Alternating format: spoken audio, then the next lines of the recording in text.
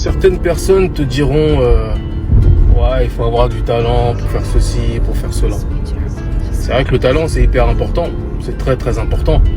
Et quand je parle de talent, c'est pas forcément pour être footballeur, chanteur, rappeur, ce que tu veux. C'est pas du tout ça. C'est aussi le talent de pouvoir notamment entreprendre, de pouvoir lancer des projets, de pouvoir être intelligent et d'avoir une réflexion sur quelque chose, de pouvoir révolutionner quelque chose. C'est ça le talent. Le talent, c'est beaucoup de choses en fait. C'est une spécificité qui t'est propre. Mais effectivement, le talent peut être un facteur important pour réussir. Mais certains oublient qu'il y a des personnes qui n'avaient pas forcément de talent, mais qui avaient la discipline dans le travail. Et quand vous avez la discipline dans le travail, je peux vous garantir que soit vous atteignez le talent naturel d'une personne, ou soit, et même mieux, vous dépassez cette personne-là. Et ça, il ne faut pas l'oublier. Donc, n'ayez pas peur de ne pas avoir de talent au départ. Par contre, ayez peur si vous n'avez pas la rigueur à mettre dans ce que vous voulez faire pour atteindre vos objectifs. Et je peux vous garantir que c'est ça qui fera toute la différence.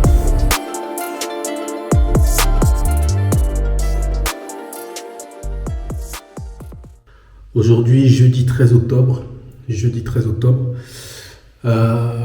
Bon, ça fait déjà une dizaine de jours que je suis sur Marrakech, que j'ai emménagé ici. Et tout se passe relativement bien. J'ai mes bureaux à Marrakech, mais je ne vous cache pas que j'y suis pas allé toute cette semaine-là. J'y suis pas allé puisque j'ai préféré travailler de la maison. Puisque entre l'aménagement, les différentes choses à régler, les différents dossiers aussi que je dois faire pour différents projets. Donc j'étais un peu pris par tout ça. Mais c'est pas grave, puisque ici justement le but c'est d'avoir un confort suffisamment plaisant pour travailler de la maison. Après moi je suis pas de ceux en vrai de vrai qui aiment travailler chez eux. Enfin, ça dépend en fait à quelle période. Mais j'aime bien aussi être dans un bureau, etc. J'ai un peu ce côté-là un peu corporate qui entre guillemets, me cadre. Parce que parfois, quand vous êtes à la maison, vous pouvez être éparpillé, vous pouvez pas avoir forcément le bon mood, etc. Ou il peut y avoir des parasites comme votre téléphone, les appels, le voisin, le chien, ce que vous voulez. Et c'est aussi pour ça que je me suis installé à Marrakech, et là où je suis actuellement, parce que c'est une zone hyper paisible où il n'y a presque pas de bruit. Là, juste là, derrière moi, il y a des travaux, il y a une maison qui se fait, mais sinon, et encore, il n'y a pas de bruit en fait. Il n'y a pas de bruit. Je suis vraiment dans une zone où tout est en construction. Mais de façon générale, on entend les oiseaux. Voilà, c'est ce qu'on entend. Et donc, c'est ce qui me permet de travailler de la maison aisément. Et j'arrive à me mettre directement dans le cadre. Donc c'était hyper important pour moi. Donc c'est cool. Aujourd'hui, il fait plutôt beau. Il fait plutôt beau, il y a du soleil. Il ne fait pas très chaud, il doit faire 23 ou 24 degrés. Mais ça va, c'est une température que moi j'aime. Ça permet de profiter de l'extérieur sans être dans un excès de chaleur. Alors, il y a 10 choses, 10 compétences que je voulais vous présenter, vous donner 10 compétences de l'entrepreneur, du bon entrepreneur, ou en tout cas de l'entrepreneur qui aura le potentiel d'aller loin dans ses projets. Et dans cette vidéo, c'est ce qu'on va aborder. Déjà, la première compétence de l'entrepreneur, et ça vraiment, c'est la base de tous les entrepreneurs, ça va être bien évidemment la résilience. Un entrepreneur, c'est quelqu'un qui, lorsqu'il va lancer son projet, au départ, tout ne va pas fonctionner directement. Il va passer forcément par des périodes un peu houleuses, on va dire ça comme ça, compliquées. Et c'est à lui de trouver les solutions et c'est à lui de se relever. Donc si déjà dans vos projets, vous ne faites pas preuve de résilience, ça va être très compliqué. Et ça, c'est une compétence première de l'entrepreneur. La deuxième compétence que doit avoir un entrepreneur, en tout cas un entrepreneur qui ira certainement loin dans ses projets, c'est un entrepreneur qui comprend que ses clients, on va laisser passer la petite moto, c'est un entrepreneur qui comprend que ses clients sont au son. On va laisser passer la voiture. Je vous parlais de calme, voilà. Donc la deuxième compétence de l'entrepreneur, c'est justement le fait qu'il comprenne que ses clients sont au socle de tout. Un bon entrepreneur comprend que la satisfaction client, vraiment, ça fait toute la différence. Donc lui ou elle, leur objectif sera principalement de satisfaire le client, de toujours analyser les critiques de la clientèle, que ce soit positive ou négative, mais généralement c'est les négatifs qui permettent d'améliorer le produit ou le service.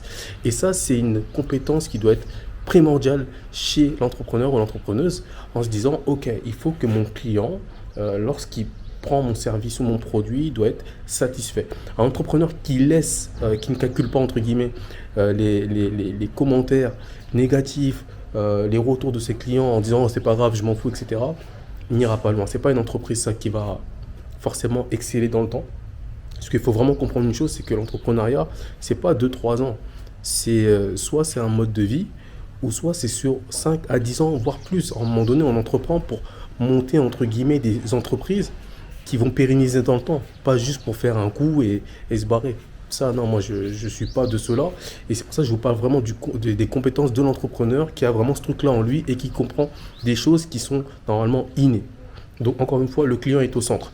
Et ça vient au troisième point qui est important, c'est d'avoir un service client. L'entrepreneur va se battre pour avoir un service client qui soit à la hauteur des attentes des clients. C'est-à-dire que lorsqu'il y a un problème, on sait qu'on peut contacter l'entreprise, on sait qu'on aura les bonnes réponses, on sait que notre demande sera traitée. Voilà. Et ça, c'est hyper important. Je pense qu'aujourd'hui, un bon service client, ça fait 80 à 90% de conversion supplémentaire dans le sens où le fait qu'un client ait eu un problème avec une entreprise, produit ou service, peu importe, qu'il en ait fait part à l'entreprise et que l'entreprise ait traité de façon incroyable la demande du client. Après, je vous parle de choses, on va dire, plutôt normales, hein, pas des, parce qu'il faut bien nuancer mes propos. C'est-à-dire que vous avez parfois des demandes clientèle qui tiennent la route, hein, qui sont logiques et totalement compréhensibles. Et après, vous avez les clients de mauvaise foi. Moi, je ne vous parle pas du tout des clients de mauvaise foi, je vous parle vraiment des sollicitations qui sont logiques et puis surtout factuelles. Donc ça, c'est important de le prendre en compte. C'est pour ça que je vous dis que lorsque le service client en question répond avec vigueur, rapidité, réactivité à cette justement à cette on va dire à ce retour clientèle, c'est là où du coup le client va se dire oh là là, quelle entreprise incroyable, quelle entreprise incroyable. Décidément aujourd'hui c'est le camion poubelle, je sais pas si vous voyez, c'est le camion poubelle, en fait il passe pour ramasser les poubelles. On est en fait dans une zone pavillonnaire et en fait ce qui est bien ici au Maroc, c'est qu'ils peuvent passer 4, 5, 6 fois dans la journée pour ramasser les poubelles. Donc en fait là il fait des allers-retours. Donc voilà, on était vraiment à notre troisième point sur le service client, ça c'est hyper important. Un quatrième point qui va faire que voilà, tu as certainement les compétences de l'entrepreneur, c'est de ne pas travailler pour l'argent.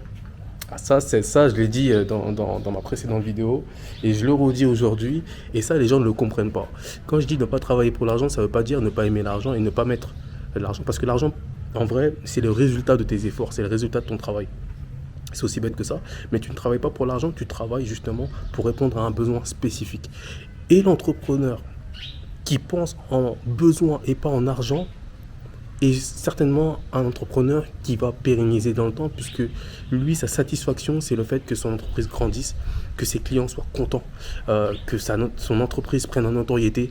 C'est ça qui le stimule. Après, l'argent, bien évidemment, quand tu réponds favorablement aux besoins de la clientèle, c'est sûr que du coup, l'argent va avec. En fait, ça équivaut. Mais les entrepreneurs qui se disent, ok, je vais faire telle entreprise parce que je dois faire tant et parce que dans ce business-là, en fait, on m'a dit qu'on pouvait devenir millionnaire en 3 jours et que ceci. Non, frérot, tu vas te casser la gueule, frérot. Tu vas te casser la gueule, tu vas être déçu, tu vas être frustré. Ça va être très compliqué pour toi, je te dis la vérité, franchement. Donc, si tu penses comme ça, si tu es comment on appelle ça, comment je les appelle déjà, c'est multi-récidiviste. Hein, c'est multi-récidiviste, c'est-à-dire qu'ils vont aller là où le vent souffle et pas là où il y a un réel besoin. Et elle est là la nuance. Donc, encore une fois, Ne travaille pas pour l'argent, travaille pour le besoin. Parce que le jour où tu comprendras que le besoin te ramènera de l'argent, tu n'auras plus jamais de problème d'argent. Donc ça, c'est la quatrième chose. La cinquième chose qui fait qu'un entrepreneur ira loin et a les compétences d'entreprendre, de pérenniser son entreprise, c'est un entrepreneur qui comprend que les partenariats, avoir de bons partenaires, c'est hyper important. Et là, je ne parle pas des partenaires internes, je parle des partenaires externes. C'est-à-dire que c'est un entrepreneur qui comprend qu'aujourd'hui, une entreprise ne se fait pas seule. Une entreprise se fait avec des collaborateurs. Encore une fois, là, je parle de collaborateurs externes. C'est-à-dire que se dire, voilà, peut-être que je peux collaborer avec telle entreprise qui va m'apporter telle vision des choses. Je peux faire ceci comme ça, ceci comme ça. C'est toujours être ouvert, en fait, au partenariat. Parce que trop d'entrepreneurs, et ça, c'est hyper contre-intuitif, ce que je vais vous dire, c'est que sont toujours dans, oui, c'est mon concurrent, la concurrence, etc. Bien évidemment. Mais si tu vois tes concurrents potentiels comme des partenaires potentiels, c'est-à-dire que voir qu'est-ce que vous pouvez faire ensemble, je peux te garantir que c'est pas la même approche et déjà on te regardera pas pareil. Et là tu as une plus-value, c'est que tu vas entre guillemets te dire qu'est-ce que je peux moi apporter à mes encore une fois potentiels concurrents qui peuvent devenir mes potentiels partenaires, plutôt que comment je peux faire pour être devant mes concurrents. C'est très contre-intuitif ce que je suis en train de dire, mais ce que je veux dire par là, c'est que l'union fait la force aujourd'hui. Et quand vous voulez pérenniser dans le temps, je pense que l'affiliation, ça peut être aussi une très bonne méthode. Une très bonne méthode. Parce que vous avez parfois des entreprises qui font peut-être la même chose que vous, mais qui ont des meilleures méthodes sur certains points, et vous qui avez des meilleures méthodes sur d'autres points. Donc peut-être essayer de créer une sorte de partenariat comme ça, ou sur des points qui peuvent être, on va dire, avantageux pour l'un et pour l'autre, et ce qui vous permettra de grandir, ça peut être aussi quelque chose de bien. Donc, l'entrepreneur doit toujours penser en partenariat potentiel plutôt que la concurrence, c'est mon ennemi, nanani. Non, partenaire, partenaire, partenaire, partenaire. Et du coup, le sixième point, bien évidemment, c'est aussi savoir choisir ses collaborateurs en interne, savoir choisir les personnes qui vont aider l'entreprise à grandir, tout simplement, hein, en interne, et puis faire avancer le SMIBLIC, comme on dit. Et ça, c'est hyper important, lorsqu'on ne sait pas, par exemple, traiter les entretiens, etc., et bien définir les profils dont on a besoin dans l'entreprise. On peut externaliser ce service-là, mais c'est hyper important de choisir les bons collaborateurs ou collaboratrices, puisque c'est eux qui font l'entreprise en vrai, et qui reflètent l'image de l'entreprise au niveau régional, national ou international. Donc c'est hyper important d'être très, très, très, très aligné avec les collaborateurs et collaboratrices qu'on intègre dans l'entreprise. Un septième point, qui est encore une fois celui-ci contre-intuitif, c'est que le bon entrepreneur, celui qui va pérenniser, c'est celui qui sait se reposer, prendre du temps pour lui. C'est-à-dire que, et moi c'est quelque chose, une erreur que j'avais faite au début de l'entreprise, mais que j'ai vite remédié, à laquelle j'ai vite remédié, c'est que, après c'est très paradoxal ce que je vais vous dire, parce qu'au début, bien évidemment, on est focus, on est concentré, on travaille 7 sur 7, 24/24, etc. Mais en vrai, l'entrepreneuriat, c'est une course de fond, c'est pas un sprint. Donc, même si vous devez être focus, bien évidemment, vous devez apprendre à travailler de façon à être le plus efficace possible. Et être le plus efficace possible, c'est savoir aussi prendre un temps de repos pour pouvoir ensuite redémarrer pour être encore plus efficace. Parce que c'est comme le sport. Si du coup, tu t'entraînes sur une séance de sport, par exemple pendant 1 heure, sans prendre au moins 1 minute de repos entre chaque exercice, tu vas voir qu'en fait tu peux te griller. Tu vas pas pouvoir avoir de bonnes performances sur le prochain exercice. Donc là, on prend un petit exemple. Mais imagine-toi que c'est comme un sportif de haut niveau. Voilà, ces gens-là, ils font des grandes compétitions, ils font pas mal de choses. Donc leur corps, etc., est hyper important pour qu'ils apportent des résultats, etc. pendant les matchs. Si on doit prendre par exemple un footballeur, c'est hyper important. Le repos est aussi important que l'entraînement, l'alimentation bien évidemment, mais le repos est très important. Donc l'entrepreneur qui comprend que à certains moments il doit couper et prendre du temps pour lui, se reposer, couper si possible. Hein. Je sais que c'est très difficile de son entreprise. Ça peut être une journée dans la semaine, ça peut être une demi-journée, mais en tout cas, un moment pour soi, c'est hyper important parce que sinon, tu vas te griller. Tu vas pas tenir dans le temps. Et en plus de ça, on a tous des mindsets qui sont totalement différents. Et ça, en fait, il faut prendre en compte. Tu as des gens qui sont, encore une fois, on parlait de résilience, plus résilients que d'autres. Mais je pense que peu importe le mindset que tu as, la résilience que tu as, le repos fait quand même toute la différence. Je ne sais même pas si j'étais au 7e ou au 8e, mais il y a encore deux choses que je voulais vous dire. La 8e chose, on va dire qu'on était à la 8e, voilà, qui fait justement qu'un entrepreneur ira loin. Un entrepreneur sait se remettre en question. Un entrepreneur tu dois pas être buté en fait. C'est-à-dire que tu dois être aussi ouvert aux autres, à ce que les autres peuvent te dire. Ça, c'est hyper important parce que tout à l'heure, on parlait de la clientèle, mais il y a aussi tes associés, etc. Et les gens qui voudront la même chose que toi, la réussite de ton entreprise. Et c'est important d'être ouvert à l'échange, de savoir écouter les uns et les autres qui travaillent avec toi, bien évidemment, et qui veulent la réussite de l'entreprise autant que toi. Et c'est important de les écouter, même si parfois ça peut être très dur lorsqu'on est, par exemple, directeur ou directrice d'une entreprise et que voilà. Mais en fait, il ne faut pas être têtu.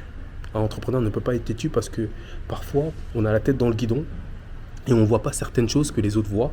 Et même si parfois, les autres peuvent vous dire des bêtises, ça peut arriver, mais c'est quand même bien de prendre en compte ce qu'ils disent, d'analyser et éventuellement de se poser sans rentrer dans l'énervement et voir, ok, est-ce que ça tient la route ou non. Et ça, c'est hyper important. Et enfin, la dernière chose qui va faire qu'un entrepreneur ou une entrepreneuse ira très loin, c'est le fait de savoir prendre des décisions rapides. Le fait de savoir prendre des décisions rapides prouve que, encore une fois, tu sais faire face aux problèmes. Puisque lorsque tu lances une entreprise, ça peut être au lancement ou même au moment où l'entreprise est déjà lancée depuis des années, tu auras toujours des problèmes en fait. Les problèmes seront toujours là. Et parfois, il va falloir être réactif. Il va falloir être efficace tout de suite. Maintenant, et ça je le dis souvent, faire des choix, c'est 90% d'erreurs et 10% de réussite. Mais lorsque tu es dans la réussite, ça peut faire un gros bout. Et lorsque généralement tu es dans l'erreur plus ou moins, c'est pas une erreur qui va faire basculer ton entreprise. C'est juste une erreur qui va te permettre justement d'arriver plus vite à la bonne solution. C'est important de considérer comme tel. Yes les amis, du coup c'est la fin de cette vidéo. Bon, ça a un peu coupé brusquement puisque ma caméra n'avait plus de batterie et j'ai oublié mon chargeur, donc je finis cette vidéo comme ça. Mais en tout cas, sachez que ces 10 compétences là sont hyper importantes si vous voulez pérenniser votre entreprise. Je vous invite à les suivre, à vous améliorer si vous avez besoin de vous améliorer sur certains points. Et moi je vous donne rendez-vous pour une prochaine vidéo pour l'art de réussir numéro 6 et je vous invite toujours à partager et parler de ce concept à vos amis, à ceux qui en ont besoin, à ceux qui entreprennent. Je compte sur vous. Allez, prenez soin de vous et je vous dis à très vite. Let's go!